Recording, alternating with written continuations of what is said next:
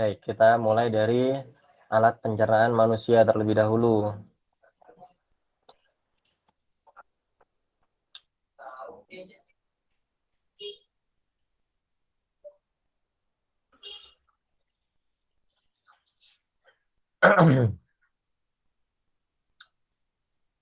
Pertama-tama, perhatikan adab-adabnya dalam menuntut ilmu. Pertama, ikhlaskan niat hanya pada Allah Ta'ala. Kemudian bersungguh-sungguh, bersemangat ya. Dan yang terakhir adalah mengikat ilmu, yaitu dengan cara mencatatnya.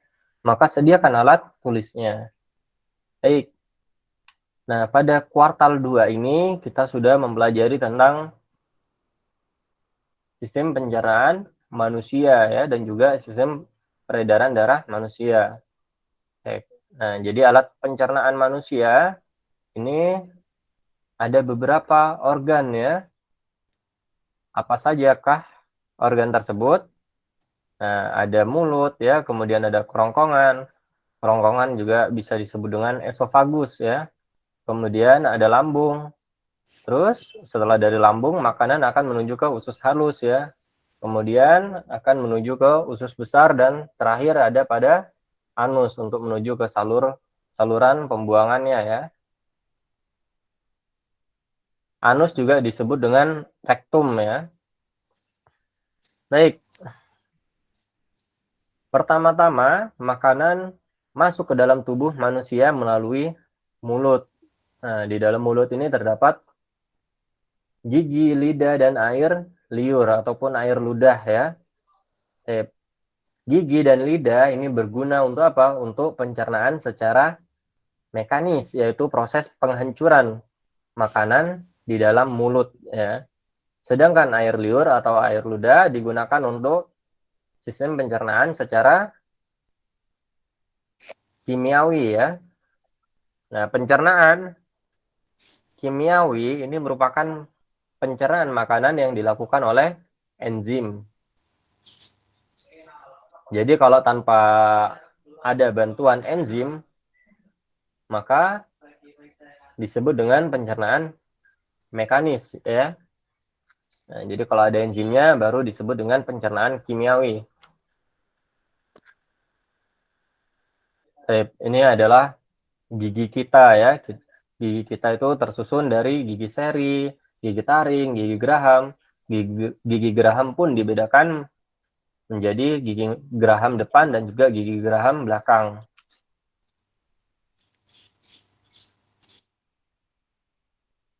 Gigi berfungsi untuk menghancurkan makanan. Berfungsi untuk menghancurkan makanan ya. Nah, artinya di sini disebut dengan pencernaan mekanis. Kemudian ini adalah bagian dari gigi. Yang muncul ke permukaan yang kita lihat itu merupakan mahkota dari gigi kita ya. Kemudian ada leher dan juga akar gigi. Kemudian lidah. Nah, lidah ini berguna untuk mengatur letak makanan ketika kita mengunyah makanan dan juga membantu menelan makanan ya. Selain itu juga memiliki fungsi untuk merasakan rasa makanan atau mengecap rasa makanan. Yang bagian depan itu digunakan untuk mengecap rasa manis ya, atau merasakan rasa manis. Kemudian ada yang paling belakang gitu ya. Nah, di pangkalnya itu untuk mengecap rasa manis ya, atau merasakan rasa pahit ya. Bukan manis ya, yang paling belakang itu untuk merasakan rasa pahit. Kemudian pinggir-pinggir dari lidah kita itu digunakan untuk mengecap rasa asin dan juga asam ya. Kemudian air liur. Nah, air liur ini karena dia mengandung enzim, maka disebut dengan pencernaan kimiawi ya. Ada enzim tialin dan atau amilase di air liur kita ya. Kemudian jika kita memakan nasi ya, lama-kelamaan akan terasa manis. Karena apa? Karena adanya enzim amilase di dalamnya ya. Karena adanya enzim amilase di dalam air liur. Kemudian kerongkongan atau esofagus. Nah, pada esofagus ini terdapat pencernaan secara apa? Kimiawi atau apa? Atau mekanis? Mekanis. Mekanis ya, karena tidak ada apa? Karena tidak ada enzim di sana ya. Oke. Kemudian pada esofagus ataupun kerongkongan ini terdapat gerakan mendorong makanan ke lambung ya. Gerakan tersebut dinamakan dengan gerak peristaltik, yaitu gerakan yang dilakukan otot dinding kerongkongan supaya makanan terdorong menuju ke lambung kita. Kemudian lambung. Nah, pada lambung juga terdapat dua pencernaan secara kimiawi maupun mekanis ya. Nah, kalau pencernaan mekanis itu merupakan pencernaan yang dilakukan oleh lambung ketika dia mengaduk-aduk makanan yang masuk ke lambung ya. Kemudian pada pencernaan kimiawinya yaitu pada proses enzim renin dan juga pepsin ya untuk mencerna makanan yang masuk ke lambung. Kemudian setelah masuk ke lambung, makanan akan menuju ke usus halus. Pada usus halus, makanan akan diserap sari-sarinya oleh dinding-dinding usus halus ya. Setelah diserap oleh usus halus, nah itu sari-sari makanan akan diangkut oleh darah kita menuju ke seluruh tubuh ya, atau bagian-bagian tertentu dari tubuh kita dan juga ke seluruh tubuh tentunya. Kemudian setelah pada usus halus juga terdapat beberapa enzim ya, yaitu enzim amilase, tripsin dan juga lipase. Kemudian setelah dari usus halus, makanan akan menuju ke usus besar. Nah, pada usus besar ini terdapat atau terdiri dari apa? Dari usus besar naik, kemudian usus besar melintang, dan juga usus besar turun. Pada usus besar terdapat penyerapan air dan juga garam-garam mineral ya. Kemudian juga terjadi pembusukan makanan di situ. Nah, setelah sari-sari makanan diserap oleh dinding-dinding usus halus, nah, sisa-sisanya itu nanti akan menuju ke usus besar. Itu akan dibusukkan oleh usus besar di situ ya. Hasil pembusukan tersebut berupa padatan, cair, dan juga gas. Nah, kalau gas itu kita tahu lah ya, dibuang secara apa? Secara kentut ya. Tapi kemudian untuk yang padatan seperti buang air besar. Kemudian yang terakhir adalah anus. Nah, anus ini merupakan ujung dari usus besar. Nah, pada ujung usus besar itu terdapat anus. Sisa-sisa pencernaan dari usus besar akan dikeluarkan melalui anus ya. Ketika sudah menumpuk di sana, dia akan keluar. Perut kita akan terasa mulas ya, akan memberikan reaksi ya, yaitu mules, sehingga kita tahu bahwa itu kita butuh buang air besar ya. Baik. Nah, ini alhamdulillah kita sudah memurojaah tentang sistem pencernaan manusia. Kemudian kita lanjutkan ke sistem peredaran darah manusia.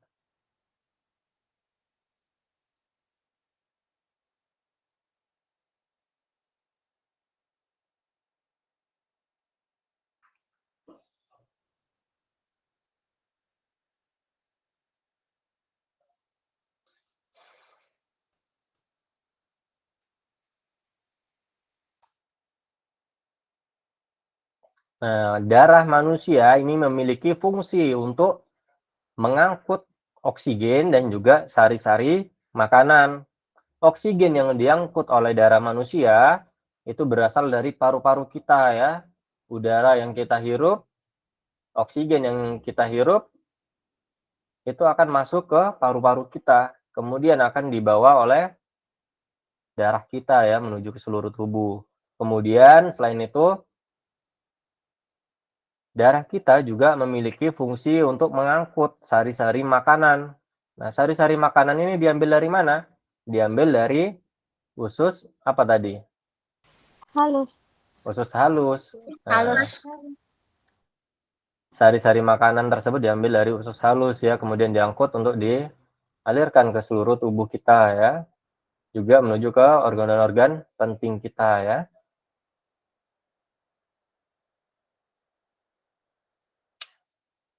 Baik, sistem peredaran darah kita. Kecepatan denyut jantung manusia secara normal ya. Artinya tidak sedang beraktivitas. Itu kira-kira 60 sampai 80 kali setiap menitnya. Kita dapat merasakannya pada pergelangan tangan kita ataupun juga pada bagian leher atas kita ya, di bawah telinga ya. Baik, kemudian alat peredaran darah manusia meliputi pembuluh darah dan juga jantung. Jantung kita terdiri dari 4 ruang, yaitu serambi kanan, bilik kanan, serambi kiri, bilik kiri ya. Kemudian ada pemisah antara ruang kiri dan juga ruang kanan. Nah, pemisahnya itu namanya sekat jantung. Kenapa dipisah? Biar Kenapa? darah yang mengandung oksigen tidak tercampur dengan darah yang mengandung karbon dioksida. Untuk mencegah bercampurnya darah yang mengandung banyak oksigen dan juga karbon dioksida ya. Baik. Kemudian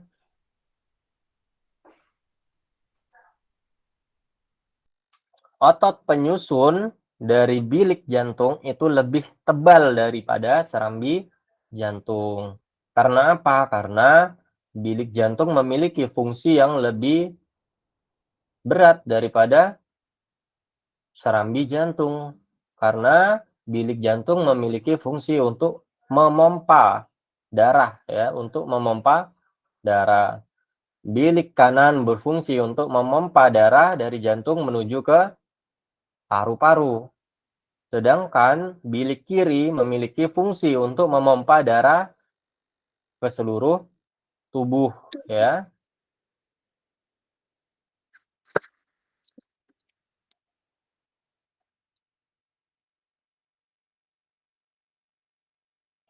Nah, ini merupakan percobaan ya, yaitu menggunakan selang dan juga botol bekas ya. Nah, ini fungsinya sama seperti jantung kita ya. Kinerjanya sama atau kerjanya sama, cara kerjanya sama seperti jantung kita, digunakan untuk memompa air botol bekas ini. Ada yang pernah melakukan uji coba ini di rumah? Tidak, Ustaz. bahannya.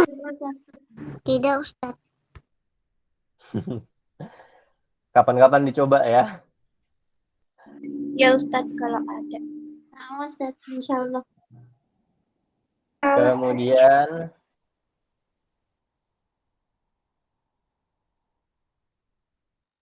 kontraksi pada jantung itu artinya jantung itu mengempis ya, memompa darah keluar. Kemudian relaksasi pada jantung itu artinya jantungnya mengembang. Artinya jantungnya mengembang, artinya darah akan masuk kembali ke jantung ya. Baik. Paham kira-kira ya bedanya kontraksi dan relaksasi? Paham, Ustaz. Kalau pada botol yang tadi, kontraksi itu artinya ketika kita memeras apa ya? Memencet apa bahasanya? Menekan ya, menekan botolnya ya. Baik. Kemudian relaksasi itu ketika air masuk ke botol tersebut ya. Kemudian pembuluh darah dibedakan menjadi dua umumnya ya, yaitu pembuluh nadi, juga disebut dengan arteri, kemudian ada pembuluh balik atau pembuluh vena ya. Kemudian, nah ini ada arteri pulmonalis dan juga vena pulmonalis. Kalau arteri itu mengangkut oksigen dari jantung menuju ke seluruh tubuh. Nah, maka kalau arteri pulmonalis itu fungsinya untuk mengangkut darah yang mengandung karbon dioksida menuju ke paru-paru ya. Kemudian vena, nah ini digunakan untuk mengangkut karbon dioksida dari seluruh tubuh menuju ke jantung. Kemudian ada vena pulmonalis. Nah, vena pulmonalis ini kebalikannya, dia akan mengangkut darah yang kaya akan oksigen menuju ke jantung ya, dari paru-paru ke jantung. Jadi kalau ada yang namanya pulmonalis, nah ini kebalikannya ya, hati-hati ya.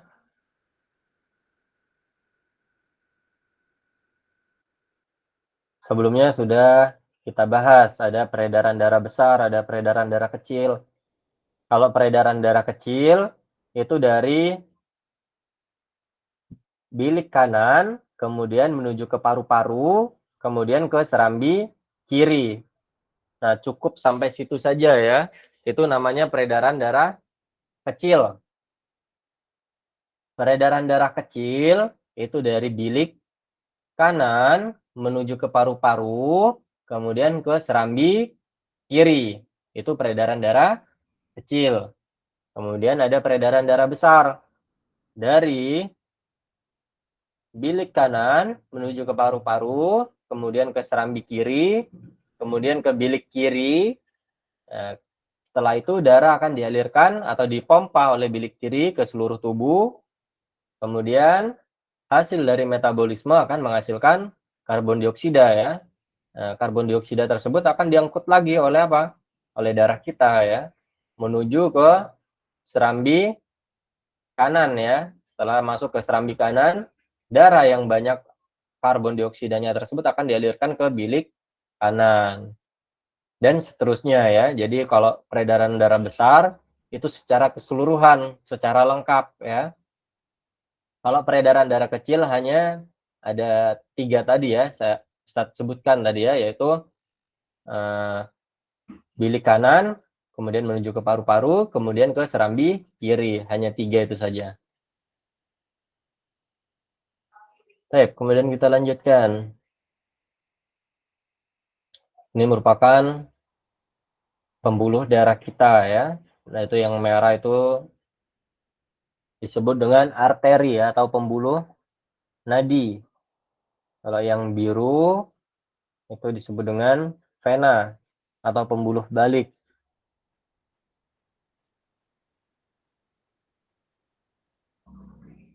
Perbedaan antara pembuluh nadi dan pembuluh balik. Pembuluh nadi, denyut jantung kita itu dapat kita rasakan ya, dapat kita rasakan. Nah, karena memang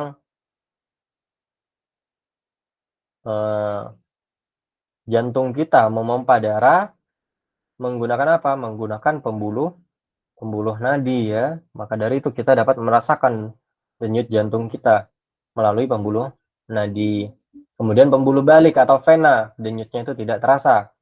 Kemudian pembuluh nadi umumnya terletak di bagian dalam tubuh, sedangkan pembuluh balik itu terletak di dekat permukaan tubuh. Nah, kalau kita lihat pada pergelangan tangan itu biasanya kita lihat yang warna hijau-hijau itu ya, atau kebiruan, hijau kebiruan, itu merupakan pembuluh balik. Ataupun di bagian depan dari tangan kita yang warna hijau ataupun kebiruan, nah itu juga sama. Itu merupakan pembuluh balik atau vena ya.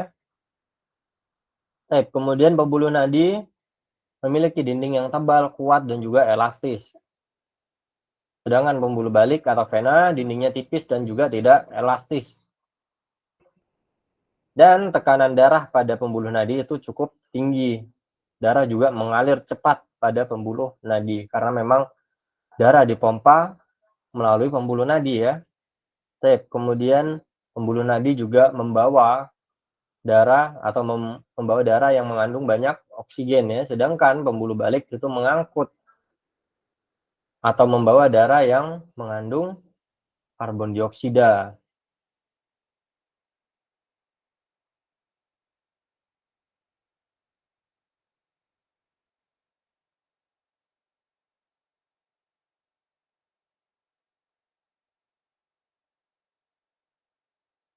Nah, kemudian ada gangguan-gangguan pada sistem peredaran darah kita.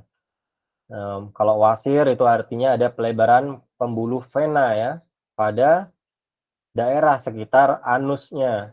Kemudian ada varises yaitu pelebaran pembuluh vena pada kaki ya.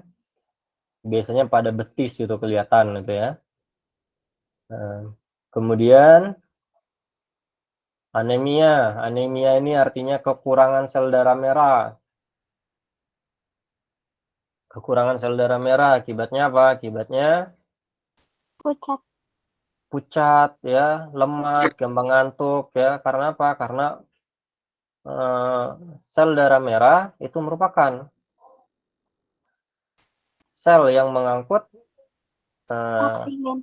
oksigen ya dan juga sari-sari makanan kita ya.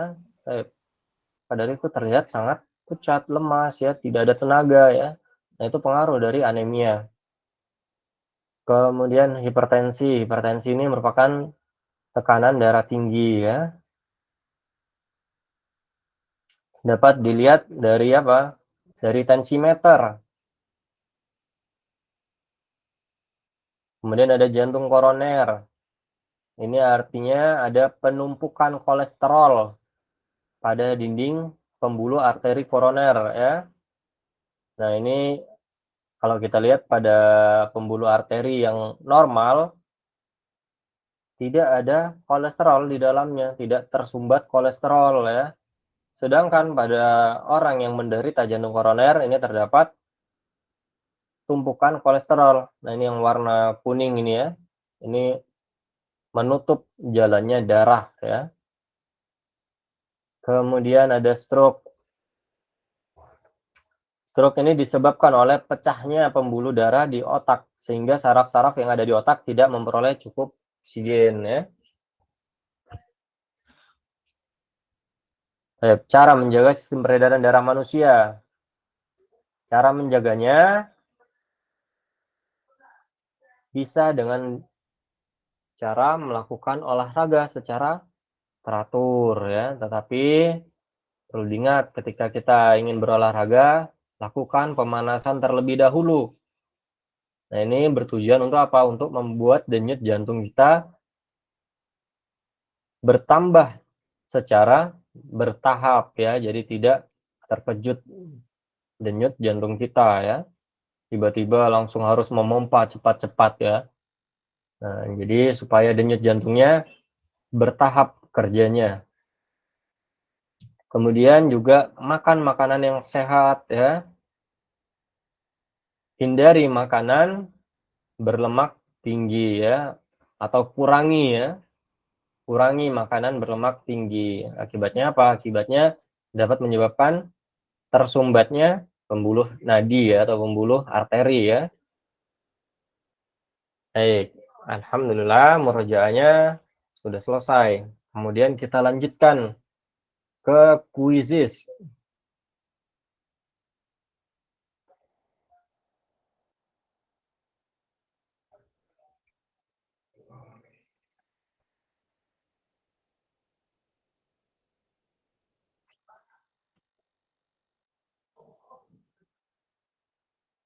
Silakan masuk ke kuisisnya ya, anak-anak soleh sekalian.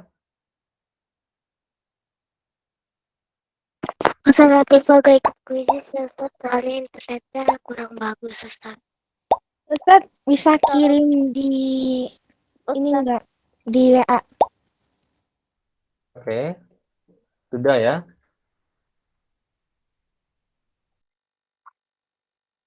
Syukran Ustaz.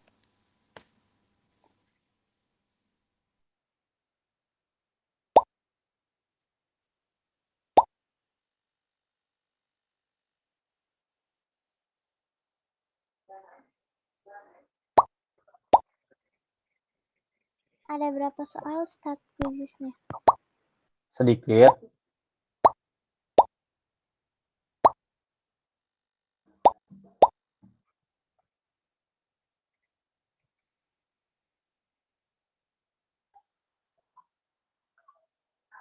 Baik, baru 18 orang.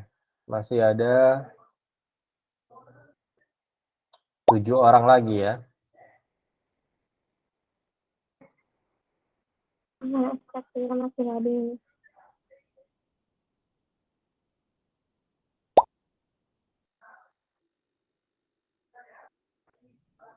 Kurang 5 orang lagi.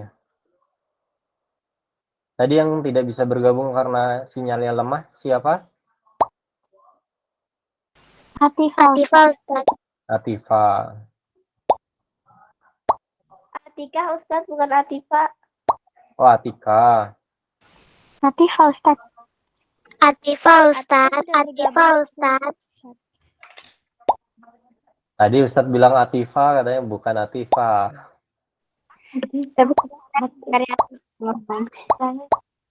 Baik, kurang 3 orang lagi ya. Karena kalau dikurangi Atifa berarti kurang 2 orang lagi sekarang. Soalnya ada 5 kalau tidak salah ya. Dikit banget, Ustadz. Mau yang banyak? Mau yang banyak? No. Enggak Ustadz, dikit aja. Udah Ustadz, dikit aja. Tidak.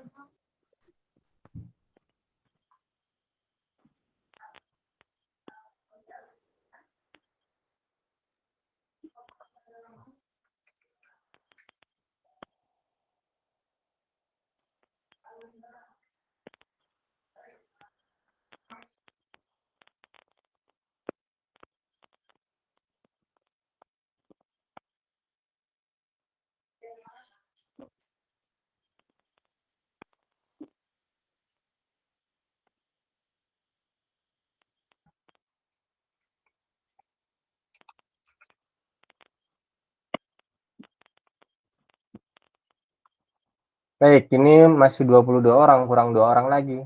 Kita mulai saja ya. Untuk yang 2 orang segera bergabung ya.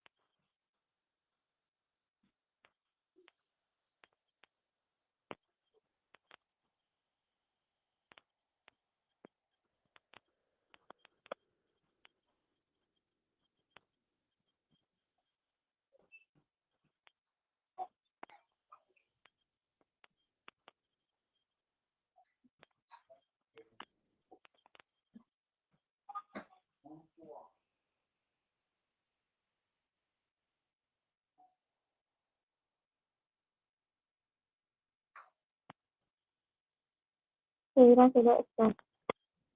Ayo, ini kenapa banyak yang salah? Sudah, Banyak yang Ustadz. salah.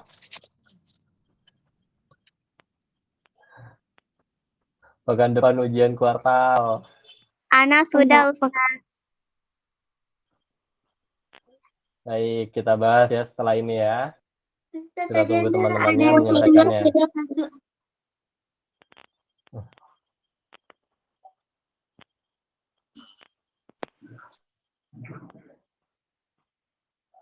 Baik, insya Allah nanti di ujian kuartal lebih mudah daripada kuisis ini ya. Nah, pada ujian kuartal nanti sudah ada bacaannya atau teksnya di situ. Tinggal dilihat ya jawabannya di situ dari bacaannya ataupun teksnya.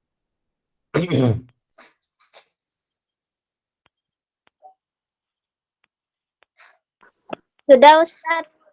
Tapi banyak Ini lupa-lupa. Sudah Ustadz. ada 4 orang yang menjawab dengan benar semua, yaitu Alesa, Aisyah, Salsabila, kemudian Aira, dan juga Alia. Sejak ada duanya, ada dua ya Alisa Ustadz. Syakira juga ya. Sudah Ustadz.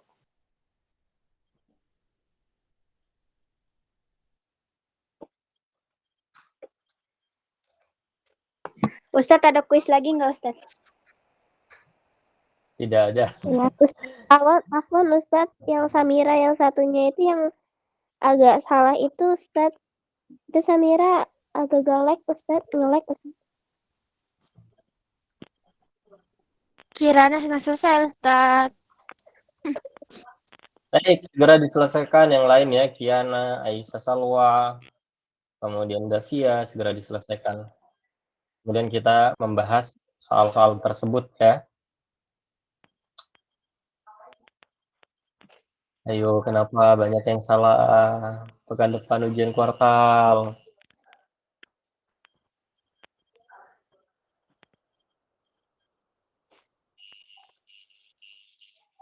Sudah ada dua Ustadz. Baik, 2 menit lagi Ustadz akhiri ya. 2 menit lagi Ustadz akhiri. Samira ada dua Ustadz. Yang pertama itu ngelek Ustadz Afwan. Hey. Jadi banyak pencet Ustadz. Samira keluar. Yang pertama itu dihapus aja Ustadz. Kenapa? Nggak apa-apa. Kiana dan juga Aisyah Salwa segera diselesaikan ya, teman-temannya sudah selesai.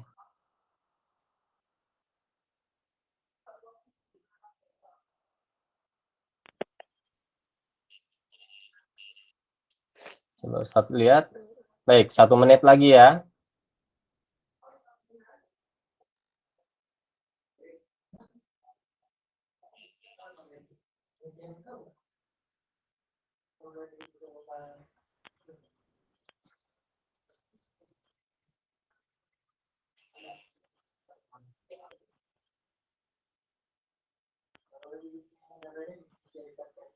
Tinggal Aisyah Salwa belum selesai. Baik, kita akhiri ya. Karena waktunya segera habis ini. Maka kita akhiri kuisisnya dan membahas soal-soal tersebut.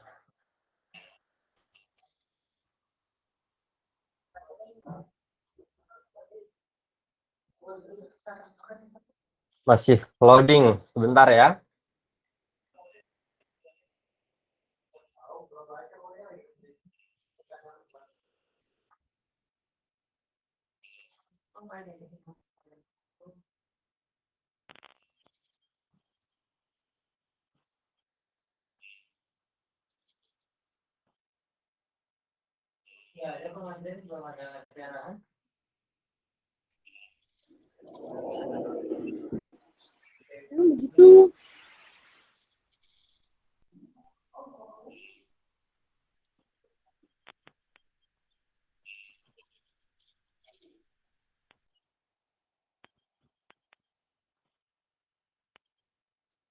Nomor 2 paling banyak salahnya ya.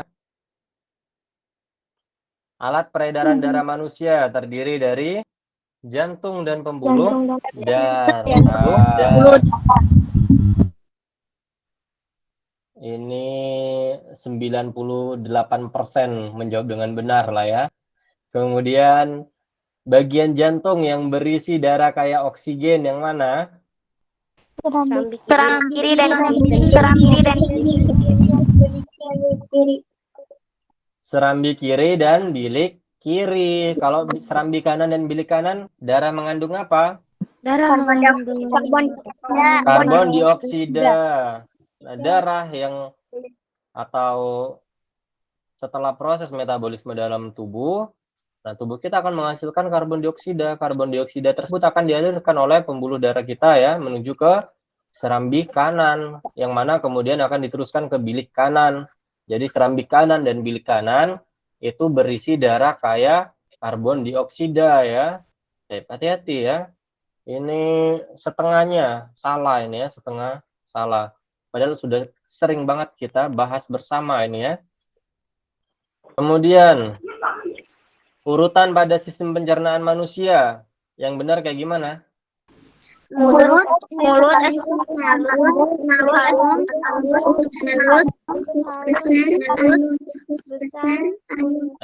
Dari mulut, kemudian kerongkongan atau esofagus, kemudian menuju ke lambung, kemudian menuju ke usus halus, kemudian ke usus besar, dan terakhir anus ya.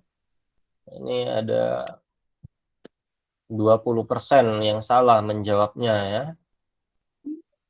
Kemudian gangguan pada sistem pencernaan yang menyebabkan kerongkongan sakit, yang mana? GERD GERD ya. Nah, GERD ini sama seperti MAH ya. Hanya saja asam lambungnya naik sampai ke kerongkongan. Jadi kalau pada MAH tidak sampai ke kerongkongan ya, asam lambungnya naiknya ya. Nah, kalau pada GERD ini sudah parah ya, asam lambungnya sampai naik ke kerongkongan. Akibatnya apa? Kerongkongannya teriritasi ya, akibatnya kerongkongannya terasa sakit ya. Nah, ini merupakan gangguan pada sistem pencernaan manusia. Kemudian apa yang terjadi ketika rektum sudah penuh? Buang air besar. Buang air besar ya. Ada yang jawab demam ya, buang air kecil ya. Rektum itu anus ya. Tadi Ustadz sudah murojaah ya, bahwa rektum itu juga disebut dengan anus ya. Baik anak-anak soleh sekalian. Nah, secara keseluruhan sudah bagus ya. Tingkat ketepatannya mencapai 80% dalam menjawab soal-soal ini. Ini tanpa bacaan ataupun teks ya, sudah bisa menjawab sampai 80% tingkat ketepatannya. Nah, insya Allah lebih siap lagi nanti pada ujian kuartal karena sudah disediakan bacaan ataupun teksnya di sana ya. Baik, silahkan apabila ada yang ingin ditanyakan, tanyakan sebelum kita akhiri. La Kunaiza Ustaz. Kenapa Kunaiza? Kalau kemarin yang kuisis MTK tuh tingkat ketepatannya berapa Ustaz? Itu kecil. Artinya perlu dimurojaah lagi matematikanya ya, perlu dimurojaah lagi matematikanya. Baik anak-anak soleh sekalian, kalau Alisa mau bertanya. kenapa Alesa? Di lambung ada asam lambung. Itu Ya, kalau minum kan juga masuk ke lambung. Nah, itu nggak bercampur asam lambung sama airnya.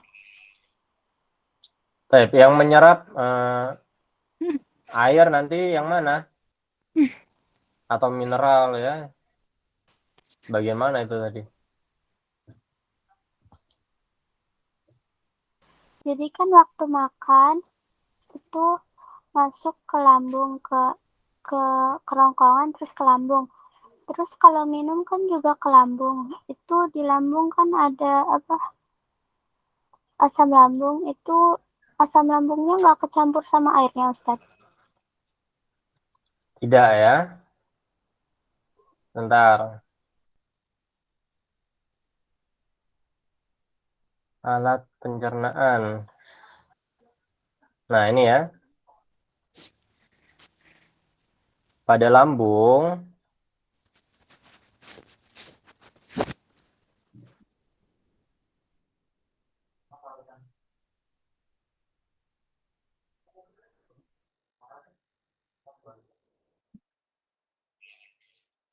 asam klorida ataupun juga disebut dengan asam lambung ini berguna untuk membunuh kuman-kuman yang masuk ke dalam lambung ya, bersamaan dengan makanan tersebut. Tujuannya untuk membunuh kuman-kuman ya. Sedangkan mineral-mineral dan lain sebagainya itu mineral dan garam akan diserap di mana? Di usus Besar. usus besar ya. Tapi kan ngelewatin lambung dulu kan, Ustaz? Memang melewati melewati lambung ya, melewati lambung. Nah, memang melewati lambung tetapi tetap ya tubuh kita dapat membedakan ya yang mana air dan juga asam lambung, sehingga tubuh kita tahu yang mana yang harus diserap. Bahkan usus halus pun tahu yang mana harus diserap, yaitu sari-sari makanannya saja ya. Sedangkan usus besar dia akan menyerap garam dan juga mineral di sana ya. Baik. Jadi memang secara otomatis seperti itu ya, Solihah. Jadi ada perannya masing-masing di sini.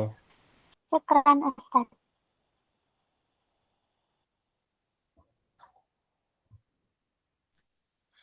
Baik, gimana? Kirana, Ada lagi yang Ustaz. ingin bertanya? Kenapa Kirana? Apa nyamuk itu kan suka ngisep darah manusia ya. Terus pada malam hari itu mereka juga ngisep darah. Itu mereka ngeliat apa? Lihat itu apa? Lihat apapun gitu di malam hari itu gimana caranya, Ustaz? Udah kayak Gimana? kan di rumah Ana tuh kan banyak nyamuk Ustaz kalau di malam hari gitu kan. Itu nyamuk kalau di kegelapan itu gimana cara ngeliatnya Ustaz? Kan udah gelap banget ruangannya gitu. Gimana caranya? Baik. Ustaznya belum paham ya, bagaimana nyamuk seperti itu ya. Nah, tapi memang nyamuk memiliki setidaknya nyamuk memiliki nalurinya sendiri ya untuk mencari sumber proteinnya sendiri ya, yaitu pada nyamuk betina ya. Nyamuk betina ini karena dia memang harus bertelur ya, sehingga dia membutuhkan sumber protein, berbeda dengan nyamuk jantan. Nah, pada nyamuk jantan ini memang tidak membutuhkan protein ya, karena dia tidak bertelur. Maka dari itu pada nyamuk jantan dia akan mencari sari-sari makanan atau pada bunga ya, pada bunga. Sedangkan pada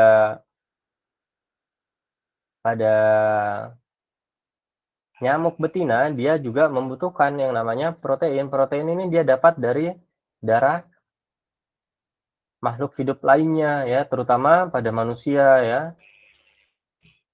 Nyamuk-nyamuk di sekitar kita tentu akan mencari manusia. Nah, bagaimana nyamuk tersebut dapat menemukan kita?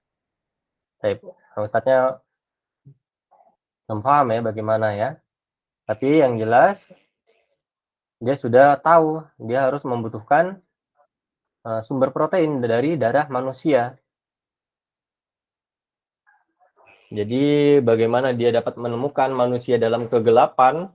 Nah, Ustadznya belum tahu. Nanti Ustadz cari tahu dulu ya. Sambil Ustadz cari tahu. Nanti siapa namanya? Kirana ya? Iya. Nah, Kirana juga cari tahu juga ya. Kenapa ya bisa nyamuk mengetahui keberadaan manusia dalam kegelapan ya. Baik, memang beberapa hewan memiliki mata yang berbeda daripada manusia. Contohnya seperti kucing ataupun burung ya, dapat melihat dalam kegelapan ya. Nah, kalau pada nyamuk, Ustadz belum tahu apakah memiliki fungsi mata yang sama dengan hewan-hewan tersebut ya. Baik, anak-anak solihah sekalian, karena waktunya sudah habis, kita akhiri dengan doa kafaratul majelis.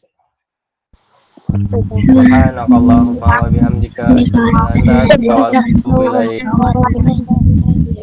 illa anta astaghfiruka wa atubu ilaik. Baik, Ustaz akhir ya. Assalamualaikum warahmatullahi wabarakatuh. Waalaikumsalam warahmatullahi wabarakatuh.